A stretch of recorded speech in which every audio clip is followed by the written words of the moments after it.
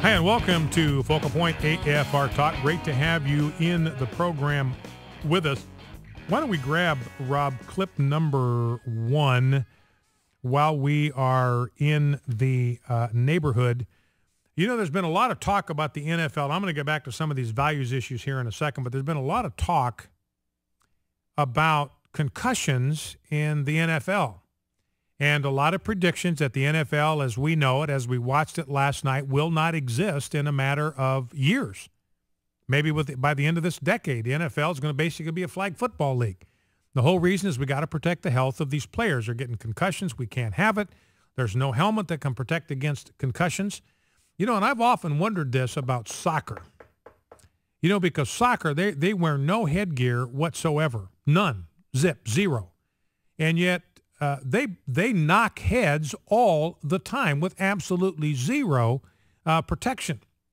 Now, here is Jim Nantz. He's the guy that did the play-by-play last night for the Super Bowl, and he had this to say based on research that he's familiar with. This will knock your socks off if you haven't heard it. Let's listen. And we're talking about should your children play football. You have daughters. I have a daughter.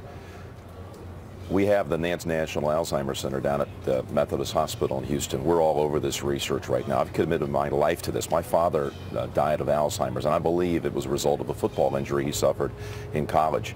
Research shows that at the college level, a women's soccer player is 2.5 times more likely to suffer a concussion than a college football player. I don't hear anybody saying right now, should we put our daughters in these soccer programs? So Jim Nantz with a great point. I mean, remember this. This is our factoid of the day. This is the Fisher factoid of the day. Jim Nantz, CBS Sports. Research shows that at the college level, a woman's soccer player, here's the factoid of the day, a woman's soccer player is 2.5 times more likely to suffer a concussion than a college football player. I repeat, the Fisher factoid of the day. A woman's soccer player in college 2.5 times more likely to suffer a concussion than a college football player. And Nantz makes the point. Nobody's talking about abolishing women's soccer. Nobody's talking about the horror of allowing your daughter to go play soccer, get her head bashed in by another college. Nobody's talking about that. And by the way, you had President Obama last night. You heard about this saying, hey, the gays, the Boy Scouts ought to let gays in. We'll talk about that in a second. Also saying that, he said this before.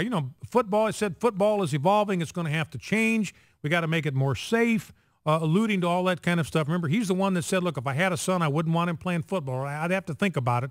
I'm not sure I'd want him to play football. And then he says last night, women in combat, you bet. Now listen to that. This is just absurd to me. This is absolutely insane to me that President Obama is saying, I don't want my son, listen to this, President Obama, I don't want my son to play football because it's too violent, but I am perfectly willing to let your daughter die on the front lines in combat. That's the kind of guy I am.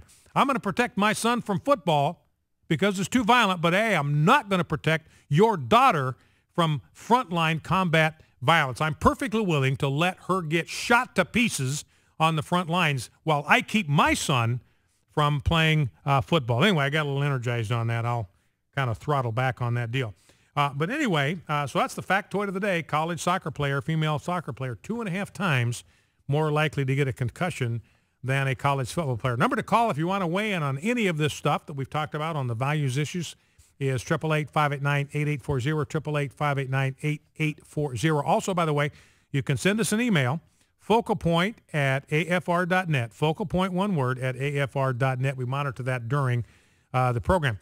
Now, you might have heard that President Obama's administration made these revisions on the healthcare mandate that's supposed to expand protections from the abortifacient mandate for religious organizations. It absolutely does not. Don't believe a single word you hear from them. They are lying to you.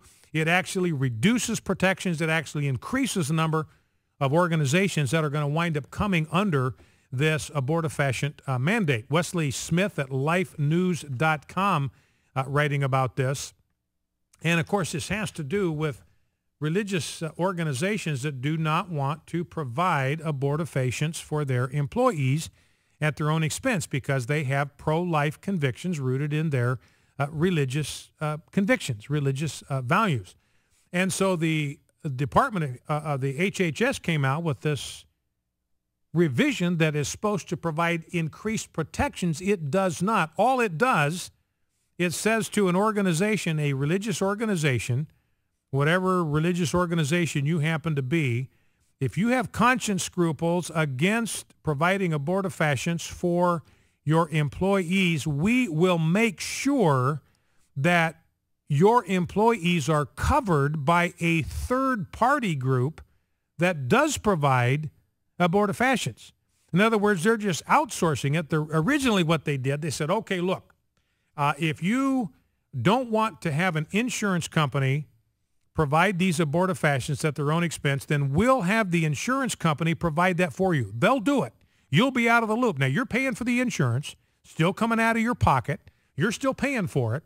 But we're telling you you're insulated because the insurance company, you're not going to do that. The insurance company is going to buy those abortifacients for your employees. Well, who is paying the insurance company for the coverage? It's just moronic to think that anybody would fall for that. And so that got understandable kickback, and the Obama administration, okay, we got a better idea yet. If you don't want your insurance company to do it, you don't even want them to do it on your own, what we'll do is we will outsource that to a third party altogether. So you'll have your insurance company, and we're not going to expect them, your insurance company, we're not going to expect them to provide these abortifacients at their expense, well, your expense because you're paying for the health insurance. We're going to find a third party, completely separate, completely independent, to do that for you. And they'll be the ones that will provide the abortifacients. Well, who's going to pay this third party to provide this coverage? Well, it's going to be the religious organization. So it's just, I don't know, it's a nothing burger. And it actually makes things worse because they changed the criterion, which basically eliminated the total exemption for houses of worship. They just dropped that one out of there altogether and instead expanded it kind of across the board. So here's the example that Wesley J. Smith uses.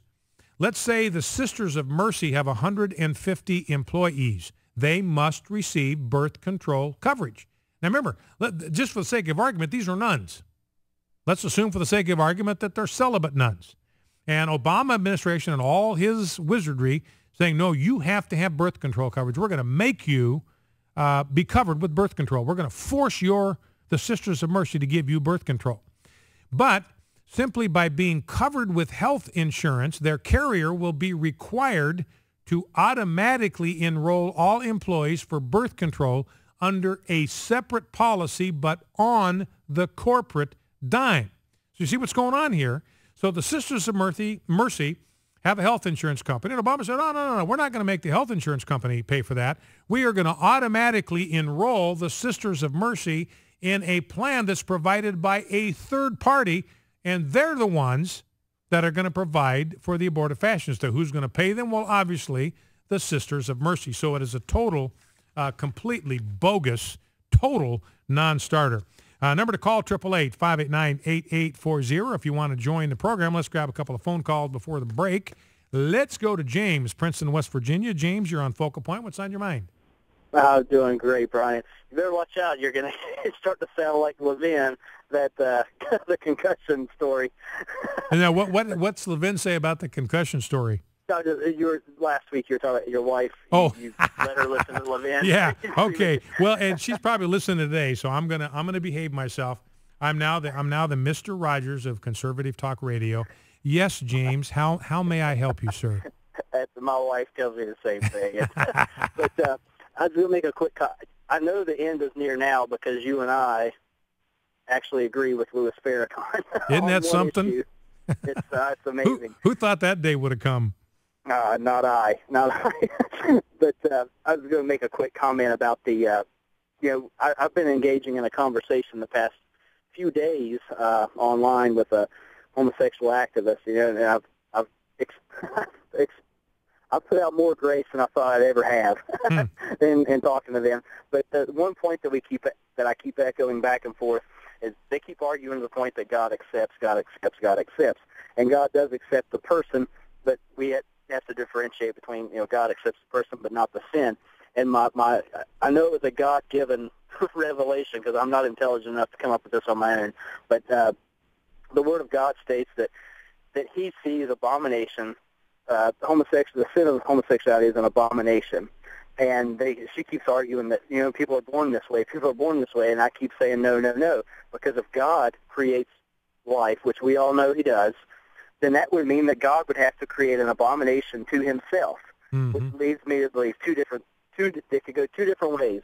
Either number one, God lied, and His entire word is a fallacy, which we all know is not true, or two, God lets that sin be known as an abomination so that His grace can be extended. And that's the point that I keep echoing, is that and then we love the person. Any homosexual that is listening by chance or reading the transcript of this show, I pretty much know that I could speak for you. Let them come to my church. Let them come to your church. We will love that person, and we will help lead them out of a destructive lifestyle. Mm-hmm. Well, that's a good word. That's a good word, James, and I appreciate that very, very much. And, talking about people being born this way, there's no evidence whatsoever that there is a gay gene.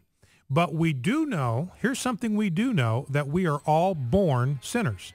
Every single one of us. Every last one of us. It's genetic. We inherited it from our parents. We got it from Adam and Eve. We are born as sinners. Now, that sinful nature, that twist, may manifest itself in a whole bunch of different ways with impulses that come from places that we don't understand, and we can't pre-screen those impulses. They're going to come into our hearts no matter what we do. But the point is, that's why there is no sense of, we have no self-righteousness toward homosexuals, none. Because there's no basis for self-righteousness on our part, because we are all sinners just as they are. We're not a cut above them. Nobody's made out of super dust around here. All of us, every one of us, heterosexual, homosexual life, have sinned and fallen short of the glory of God, and we have access to God only, purely, and simply by His mercy and grace. If you'd like to know more, go to knowhim.afr.net. We ought to ask